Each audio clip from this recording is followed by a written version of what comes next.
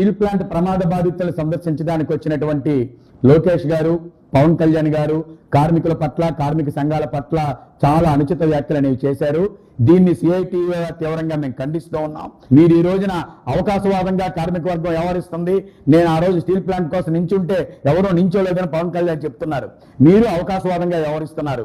అధికారంలో ఉన్నప్పుడు ఒకలాగా, అధికారంలో లేనప్పుడు మరొకలాగా వ్యవహరిస్తున్నారు. సింగ్ వారసులు అన్నారు, చెగువేర వారసులు అన్నారు. తర్వాత మోడీ గారి వారసుల కింద, ఆర్ఎస్ఎస్ వారసుల కింద మీరు మారిపోయారు. లోకేష్ గారు మాట్లాడుతూ మీ కుటుంబంలో సభ్యులు ఎవరు చనిపోయారా, మీరెందుకు మాట్లాడుతున్నారు అన్నాడు. మా కుటుంబంలోనే కాదు, కార్మిక వర్గంలో ఎవరు చనిపోయినా వాళ్ళ తరపున పోట్లాడతాం, వాళ్ళకి అండగా నిలుస్తాం. సిఐటియుగా కానీ, కార్మిక సంఘాలుగా కానీ వాళ్ళ కుటుంబాలకు అండగా ఎప్పుడు నించుండే ఉంటాయి. పాలిమర్స్లో కానీ, ఎసెన్షియా ఫార్మాసిటీలో కానీ చనిపోతే పోట్లాడి కార్మికులకి ₹1 కోటి నష్టపరం వచ్చేదాకా ఉన్నాం.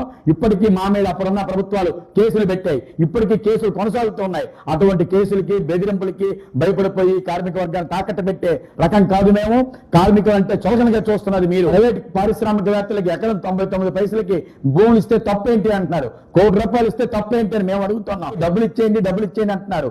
ఎవరు మీ గవర్నమెంట్ ₹1 కూడా ఇవ్వాల్సిన అవసరం లేదు. స్టీల్ ప్లాంట్ యాజమాన్యం ప్రకటించింది 25 లక్షలు. యాజమాన్యం మీద ఒత్తిడి తీసుకురండి. ₹1 కోటి ఎవరి కోసం ఎవరని చెప్పి అడుగుతూ ఉన్నాం.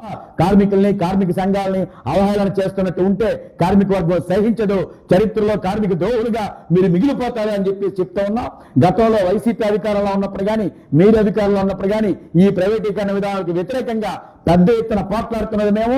32 మంది ప్రాణ త్యాగాలతో సాధించుకున్న స్టీల్ ప్లాంట్ ని ఎటువంటి త్యాగాలు చేసినా దాన్ని రక్షించుకుంటాం తప్ప దాన్ని ప్రైవేట్ వాళ్ళ చేతుల్లోకి ఇవ్వం. ఈ ప్రమాదాలకు పూర్తి బాధ్యత కేంద్ర ప్రభుత్వం, రాష్ట్ర ప్రభుత్వం అనుసరిస్తున్న ప్రైవేటీకరణ విధానాలే అని చెప్పేసి మేము నొక్కి చెప్తున్నాం. ఇది తెచ్చాం, మేము రక్షించామని ఇటువంటి కాకమ్మ కబుర్లు చెప్పొద్దు అని చెప్పేసి మేము హెచ్చరిక చేస్తా ఉన్నాం.